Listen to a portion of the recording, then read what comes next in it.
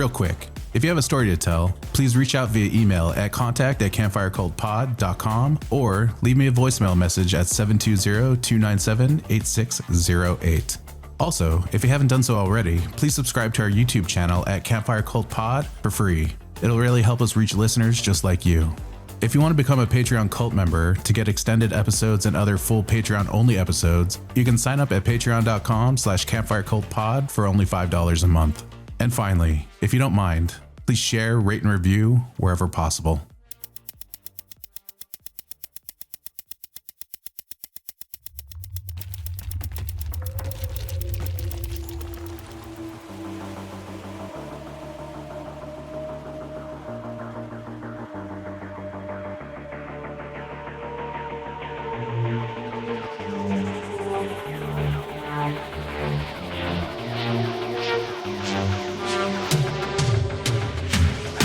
Welcome, dear listener, to the Campfire Cult Podcast. From a camper van deep in the haunted woods, I bring you first-hand accounts of chilling encounters with the paranormal. Step into the night and take a peek into the realm where reality and the supernatural collide. My name is Jazz, and I'll be your host.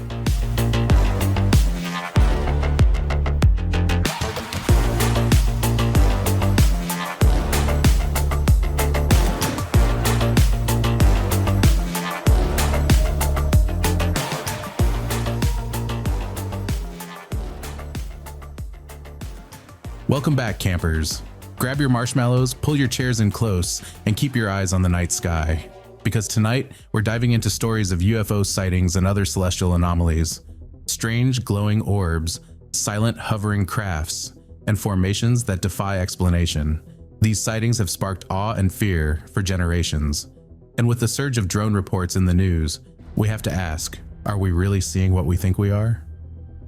Tonight we'll unravel some of the most chilling encounters and break down one of the largest mass UFO sightings in history, the Phoenix Lights. So stay close to the fire, lay back, relax, and keep an eye on the night sky. And whatever you do, don't look away or you might miss it. Let's begin. We're headed back to the night of March 13th, 1997, when thousands across Arizona witnessed a phenomenon that remains unexplained to this day, the Phoenix Lights. This Earth. Have we had some visitors recently? The buzz is very big in the desert Southwest, where it's really never gone away after some weird happenings in the skies over Phoenix recently. And here's NBC's Robert Hager. This is one of several home videos recorded that night last March. A few say they saw the lights as far as 100 miles north of Phoenix. Many more saw them over the city or to the south, as seen here. At the Phoenix airport, there was nothing unusual on the radar, but controller Bill Grava and his colleagues could see the lights. They were amber-colored, very bright, and on a scale of 1 to 5, with an airplane light being maybe 2, these are 4.5 at least. With an Air Force base nearby, many assumed the lights were burning flares suspended from parachutes, but the military says it had only routine fighter flights flying that night and no flares. Some, like Tim and Bobby Lee, claim they saw even more. Something was there. It was a structure. It was going 35 miles an hour. It was huge. It didn't make a sound. And you tell me what can do that. Picture this. It's a clear, moonless evening.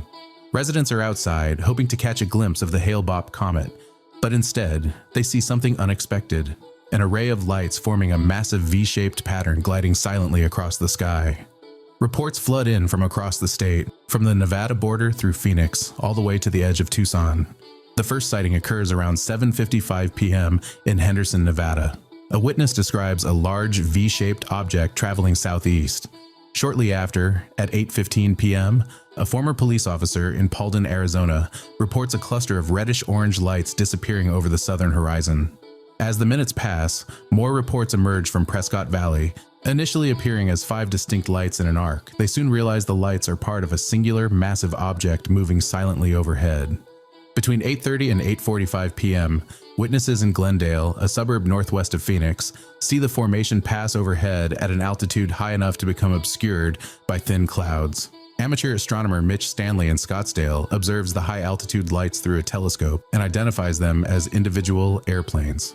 Then, at approximately 10 p.m., a second event unfolds. A large number of people in the Phoenix area report seeing a row of brilliant lights hovering in the sky or slowly falling. numerous photographs and videos are taken, prompting author Robert Sheffer to describe it as perhaps the most widely witnessed UFO event in history. The U.S. Air Force later explains the second event as a flare drop exercise by A-10 jets from the Maryland Air National Guard operating out of Davis-Monthan Air Force Base. They state that the flares, used for illumination during training exercises, were dropped over the Barry M. Goldwater Air Force Range and would have been visible in Phoenix, appearing to hover due to rising heat, creating a balloon effect on their parachutes. However, this explanation doesn't satisfy everyone. Former Arizona Governor Fife Symington, who initially held a press conference jokingly presenting an aide in an alien costume, later reveals he witnessed the event himself. Well, I saw a huge craft just kind of come right over Squaw Peak. That was, it was just breathtaking. And I'm not sure about the date. You've got a better memory March for the 13th. dates than I do. Yeah. That it was unquestionably it was a UFO, which means unidentified flying object. Right. Doesn't mean we're being visited. Well, it's nothing like anything I've ever seen. And you're an Air Force guy. Yeah, and a pilot. Got a lot of hours flying. So it was pretty breathtaking. Actor Kurt Russell also comes forward, recounting his experience as a pilot flying into Phoenix that night. He reports seeing the lights and describes them as unlike anything he'd encountered before. There's a story that, another story involving you and your son that I want to ask you about because I don't know the details on this story, but you guys saw a UFO, true? Oh, you're talking about, yeah, it is In true. a plane, right? Yeah. Yeah. Well, Goldie had an experience. She wrote about it in her book. But anyway, so she's not just a firm believer. She had an experience. So one time, Oliver, I was flying. It was in a time where I was kind of like I just a couple of years earlier learned to fly. So I was still at a period in my life where any excuse to fly would do. He wanted to go to Phoenix to see a friend, and I said, sure, I'll fly there. Oh, really? Okay. So we flew to. My dad Phoenix. wouldn't drive me to right. the mall, by the way. Maybe bowling, that was it. So we're going into Phoenix, and I think it was Sky Harbor, and there's these bank of lights, 6 lights, in the shape of a triangle going back, right over the airport. And I'm looking at them as I'm coming in. I'm, on the horn talking to them, and I'm coming in. And I'm not saying anything about it because I'm kind of confused by it, but I can't tell if this is going to be an issue or not with landing. And Oliver said, hey, Pa, what are those lights? And I said, yeah, I don't know. I don't know what they are. And so anyway, I called up the tower and I said, what are you guys painting tonight over the airport? And they said, we're not showing anything. What are you seeing? I said, well, there's 6 lights in a row. And they said, do you want to report this? And I said, look, I can't identify it. It's flying and it's 6 objects. So that's what it is, right? So we landed. I dropped him off, flew home. Years later, I come home, and Goldie's watching this show on UFOs. And the most reported one of all time was this one in Phoenix. And I start to see this show, and I said, wait a minute. That's the night Ollie and I were landing in Phoenix. I remember that. And I said, wait a minute, I've got it in my logbook. So I went to my logbook, and I didn't mention anything about the reporting the UFO, but my flight was logged. So I said, yeah, and on the show they talked about 20,000 people reporting it and only one general aviation pilot. And I said, that's me. Right? So the weirdest part of that to me, though, was I'd never thought about it from the time I landed until I saw that TV show. And when I saw Oliver the next day, he hadn't either. Over the years, the Phoenix Lights have become a cultural phenomenon, inspiring documentaries, films, and numerous discussions. The incident remains one of the most compelling mass UFO sightings in history, with debates continuing about what exactly was seen that night. Real quick, some of you may know, but most probably don't. I launched my own coffee brand called Outlands Coffee. Not only do I run it, but I'm also the one roasting every single batch. If you love damn good coffee and want to support a fiercely independent small business while also supporting this podcast, head on over to outlandscoffee.com and give us a shot. We roast to order single origin perfection alongside a couple of bold, adventurous blends. Crafted for those who take coffee as seriously as they do their campfire stories. Here in Washington, we don't just believe in Bigfoot, we believe in a great cup of coffee too. Try it out for yourself. Use code CAMPFIRE for $5 off your first order. Now, back to the show.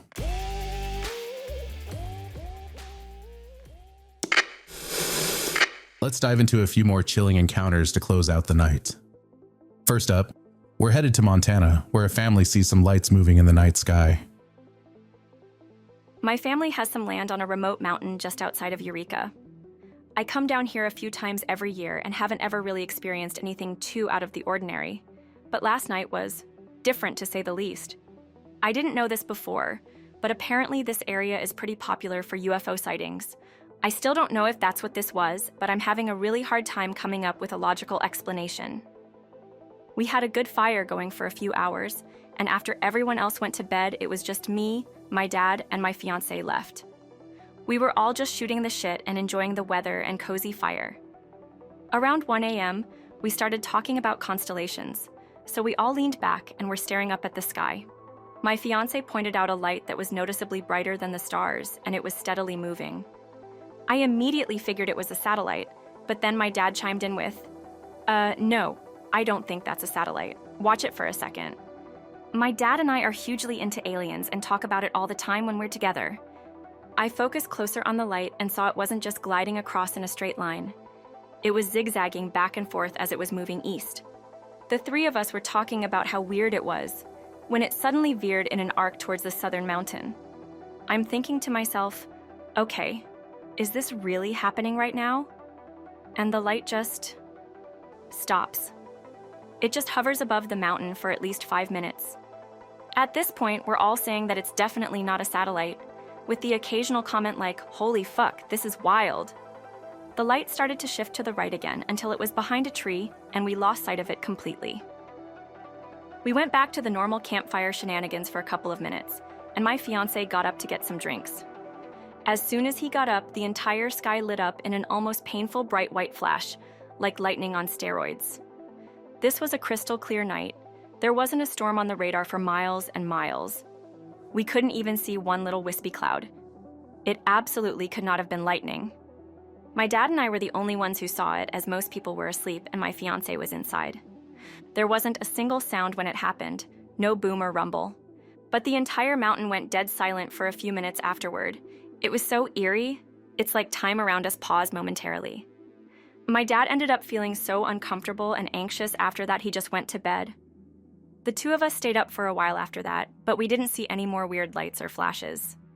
But I definitely felt a heavy sense of unease around us for the rest of the night. Coming up, 3 friends witnessed something unexplainable on a beach in New Zealand. Me and my 2 friends, whom I'll call Nate and Nicholas, were sitting in my car. Nate was in the front passenger seat, and Nicholas was in the back left seat. At first, I noticed what looked like 3 or 4 headlights on strobe mode, flickering along the beach. I assumed they were people, so I didn't mention anything to Nate and Nicholas, who were scrolling on their phones. As I kept watching, I realized it was hard to see what was actually holding these square, extremely bright lights. Then, out of nowhere, more lights appeared. A lot more lights. There were at least 40 to 50 of them, now spread widely across the beach. I began to make out figures, humanoid shapes that looked like 3-dimensional shadows. They wore what resembled cult-like robes with pointed hats, but their faces were completely blacked out. They stood roughly 6 to 8 feet tall. I couldn't believe what I was seeing. I was overwhelmed with confusion, fear, and anxiety. I turned to Nate and said, "Bro, look, can you see that?" Nate and Nicholas looked up from their phones as I started flashing my high beams toward the beach. As my headlights cut through the dusty, misty air, we saw that the entire beach was swarmed with these beings. Smaller figures seemed to be accompanied by 2 identical beings, but these ones were the height of lamp posts. One of the towering figures stood about 10 meters away, while the other was near the shore. We collectively started to panic. Nate shouted, "What the fuck? Is that a fucking cult? Wait, what the fuck is that?" It was strange. Where did all these figures come from? Was it a cult? They had no legs, no faces, and my headlights just passed right through them. What was going on? I could see the waves crashing behind them as if they weren't even there. Then I realized something worse. They had noticed us. The smaller ones started flashing their bright rectangular lights back at the car where their hands should have been. Panic surged through me, and I instinctively went to lock the doors. At that exact moment, the two massive beings suddenly snapped their lights toward our car. I dropped the high beams and reached for the keys. That's when we saw them stop flashing their lights entirely. They just stood there, 50 to 60 of them, all 6 to 8 feet tall, ominous, dark, floating 2 feet above the ground. Behind them, the two 20-foot-tall figures loomed, leaning forward toward us. I reached for the keys again. Instantly, the smaller beings swarmed the car in a single-file circle. They moved at impossible speeds, like a flock of birds flying past in a blur. We were frozen in fear. When they stopped moving, I turned to my driver's side window. I was face to face with one of the 20-foot beings.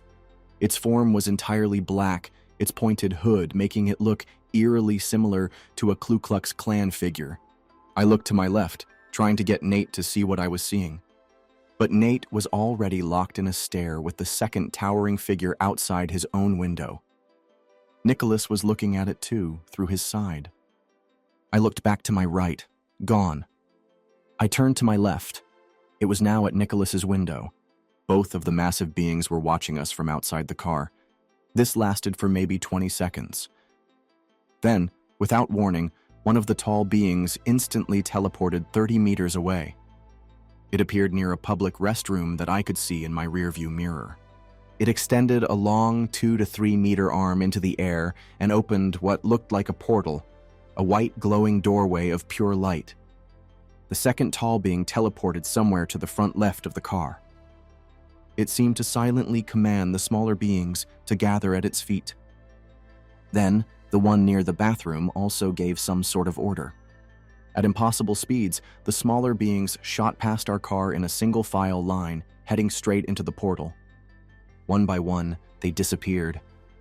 The two massive beings followed them into the glowing doorway. As the portal began to close, 2 or 3 sets of lights suddenly broke off and rushed toward the grassy area in front of the restroom. We were terrified, just a group of teenage boys freaking out. We knew we had all seen the same thing. I turned the key, slammed the car into gear, and sped away from the beach. We got onto an 80-kilometer-per-hour road leading back to Havelock North. Even though the limit was 80, I was only doing 50. We were all frantically trying to process what we had just witnessed. Then we noticed something even stranger. A set of headlights was approaching us quickly from behind. This was odd because we should have seen a car coming earlier. There was only one way in and out. Yet, it had suddenly appeared from around a bend. I decided to pull over and let it pass. It was an old, beat-up but strangely shiny green Corolla with oddly white headlights. It didn't indicate but slowly passed us. Then, suddenly, it sped off and disappeared behind another bend. When we got around the same bend, there it was again, the same headlights. But now they were on the opposite side of the road coming toward us. I thought maybe I was just being paranoid. But before I could say anything, Nate and Nicholas both mentioned seeing the same car's headlights behind us. Somehow, the lights never got closer or farther away. They stayed at a fixed distance the entire way back to town. Then, after a few slow bends, we finally lost sight of them. We pulled over onto a random lawn to collect ourselves. We stepped out to stretch, trying to confirm once again what we had all just seen. Then, about 2 minutes later, we saw those same headlights again. The green Corolla was slowly circling a roundabout about 100 meters away. Then, from the right, another identical car appeared. This one was black and gray, or maybe silver. Both cars did another loop around the roundabout together before heading back in the direction we had just come from. Really, really strange, but we still don't have any idea what we saw that day. Next, a woman is jolted awake in her childhood home, bathed in red light, changing her life forever. I was living at my childhood home in Minnesota. There were 2 windows in my bedroom. One facing east that looked out over the roof of our front porch with a large pine tree that nearly scraped the right corner of the porch roof. The other window is facing south towards our neighbor's stucco 2-story. I woke up violently sitting up with a jolt. I can't recall exactly what time of night, but I feel like it was around 3 to 4 a.m. I'm a light sleeper, and I was definitely woken up. It wasn't a dream. No dream-like feelings. I have a lot of dreams almost nightly, so I'm familiar with the difference. Even when I have dreams inside dreams, I'm aware of it. My bedroom was lit up with what was like bright red spotlights shining into my room. I thought it was the end of the world. Everything was basked in bright red. Like anyone, my brain started trying to rationalize what I was seeing. I thought maybe something blew up or a bomb or missile was set off, like a nuclear blast far away but visible with the red light. Maybe there was an earthquake and everything was on fire. Again, this was in Minnesota. We don't have earthquakes normally. It didn't feel hot, but the bright red, it was red like an old red alarm light, but not flashing. Just constant. The light itself radiated warmth, but it wasn't like fire. It was like when you have a big flashlight and it can give off some warmth. This was all I could think of in the seconds after I woke up. This all took place within a few moments. Then I remember getting out of bed and going towards my closed bedroom door about 5 steps away and yelling for my mom, whose bedroom would be about 5 feet down the hall from my room. But I couldn't hear my own voice over this loud noise. It sounded like the earth was falling apart. It wasn't metal screeching, but sometimes it was similar. Overall, it was more like a roaring engine, almost like a jet engine, but more organic and higher pitched and deafening. It's so hard to explain.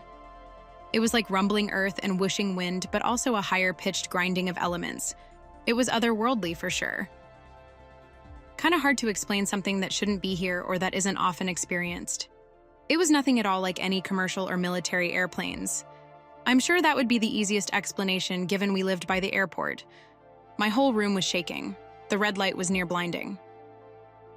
I never saw any shapes or creatures, so my apologies if this is less of an encounter and more of an experience. I literally thought I was about to die. I figured this was it. Either there was a major accident that blew up the world or city, Minneapolis, or we were somehow attacked, and this was just the precursor to the end. So I got on the floor, curled into a ball, my head to my knees, hands over my head, and just screamed out loud like that was the last rebellion or protest I could provide. My last moment of fuck you to whatever or whoever was going to consume my life. Even if I couldn't hear myself screaming over the ear-shattering noise, I was there, thinking about my life, my family, what I did, what I could have done, what I should have done. The whole life flashing before my eyes in the face of death type of thing. But if I'm honest, it was mostly anger. Mostly me saying fuck you to the ending of that I couldn't say goodbye or tell people I loved them one last time. It was hopeless, screaming, anger that this was all very uncool. Then all of a sudden it was gone. The bone-shattering noise and the red lights and the earth shaking. My heart rate eventually came down. I opened my eyes, stood up, and looked out the window. There was nothing outside my windows. I opened my bedroom door and nobody was awake. I crawled back into my cold bed. I had been out of it long enough for it to lose my body heat and went back to sleep. I don't know if I was nearly abducted or if something else was going on, but it is one of the most bizarre, confusing, unnerving, and unexplainable things to have ever happened to me. Coming up, a night security guard in Indiana spots strange red lights over an airport, then gets a late-night visit from 2 eerie men in black. I work as a night security officer at a warehouse in Plainfield, Indiana. The building is located about a mile west of the Indianapolis International Airport on Reeves Road. At the time of the incident, I was working with another security officer. Over the past year or so, I and others have noticed many strange lights in the sky at night. Actually, some of these lights were distinctive V-shaped, but most were circular. On the night of February 1st, 2015, around 10:30 p.m., there was an array of bright red lights traveling over the airport heading west over Plainfield. I tried to get photos, but the light pollution from the airport and business park was too heavy. I counted 34 red lights traveling back to back and moving very slowly but in a straight line. The other security officer witnessed the same lights. I reported what I saw to a friend in Cincinnati, who was interested in UFOs. He said that he would file a report with a UFO group. The next day, February 2nd, he told me that he received a similar report from another witness in Indianapolis. On February 8th, early Sunday morning, 1:15 a.m. or so, the security guard at the gate called me on his radio. He said that someone wanted to talk to me. This was very unusual because people rarely drive up to the gate that late, and no one has ever asked for me. I was in the back lot, so it took me a while to reach the front, even by vehicle. While making my way to the gatehouse, the security guard called me again. He sounded frantic and asked me to hurry. When I reached the gatehouse, there was a black Chevrolet Impala parked at the gate and 2 people standing by the gatehouse door. I parked my truck and walked over to the gatehouse. The first thing I noticed was how tall these individuals were, and that they were dressed the same. They both wore black attire, which were slacks, heavy bomber jackets, and leather gloves. They also had beret-like hats with sunglasses, even though it was dark. There was no insignia or lettering on the vehicle, though it had Ohio license plates. One of the men asked me if I had witnessed anything unusual in the sky above the airport. I mentioned what we had seen on February 1st, and that there had been a lot of different lights seen in the past year or so. He said he wasn't interested in the other sightings, just what was seen over the airport. Then he wanted to know if I told anyone else. By that time, I was a bit perturbed and asked who they were. They both smiled, and then the guy apologized for taking up my time. They got back into their car and backed out. That kind of freaked me out because I had no idea who these guys were. I've heard some stories about men in black from my friend, but these guys looked normal, other than the weird garb. A few nights ago, I swear I saw the same vehicle in my neighborhood in Indianapolis. It was parked down the street from my house, then pulled out as I passed it on my way to work. At this point, I don't know what to think. I'm not scared, but curious as to what they think I witnessed. Incidentally, the other security guard who witnessed the lights did not receive a visit from these guys. My report must have sparked something, though I don't think my friend used my name or specific location. I wonder if these were MIB and why they showed so much interest in my sighting. For our final story of the evening, as a teen, a man loses time when witnessing a triangular object with glowing lights late in the night sky. In 2005, when I was 15 years old, I was living out in the boonies of southwestern Washington with my mom. I had been talking with this girl on and off for weeks, and I was on the phone with her. It was just before dark when this girl was telling me that if I came over to her house, she would sneak outside to hang out with me as soon as her parents go to bed. She only lived like 2 miles away, and I had a bike. Luckily, my mom always went to bed super early as well. She texted me sometime after 10 p.m. that her parents went to bed. So, it's on. I leave for her house. As I'm riding my bike down this dark country road, I see something unusual. Orange, glowing lights in a triangular formation in the night sky. They were just hanging there still. I stopped for a second to get a better look because some trees were obstructing my view. The lights started looking bigger the more I looked at them.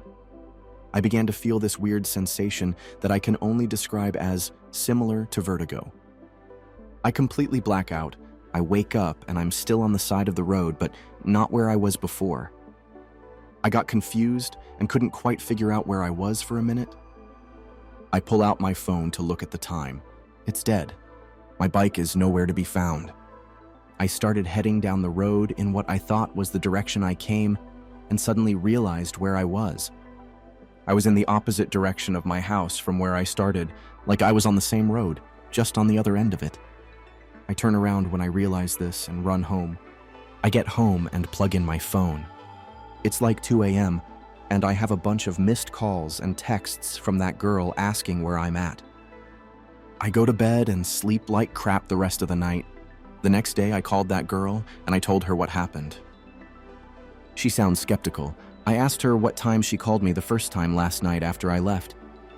She said she called me at around 11 p.m. and it wouldn't go through. I left home sometime after 10 p.m.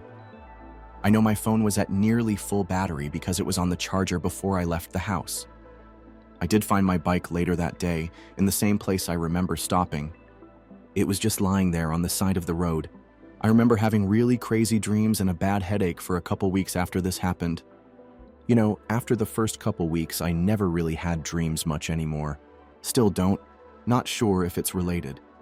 I can't say for sure it was aliens or abduction or whatever, but I'll be honest, I'm not normally an anxious guy, but being outside alone at night has creeped me out ever since. Staring into the night sky gives me anxiety when I'm by myself now. I'm not even sure I want to know what happened. That's all for tonight, dear listeners, unless you are a Patreon cult member, that is, where I've got a few more tales to keep you at the edge of your seat. If you want to become a Patreon cult member to get extended episodes and other full Patreon-only episodes, you can sign up at patreon.com/campfirecultpod for only $5 a month. Until next time, I'll be leaving you in the dark where whispers linger and shadows dance. Stay wary, sleep well, and beware the whispers in the night.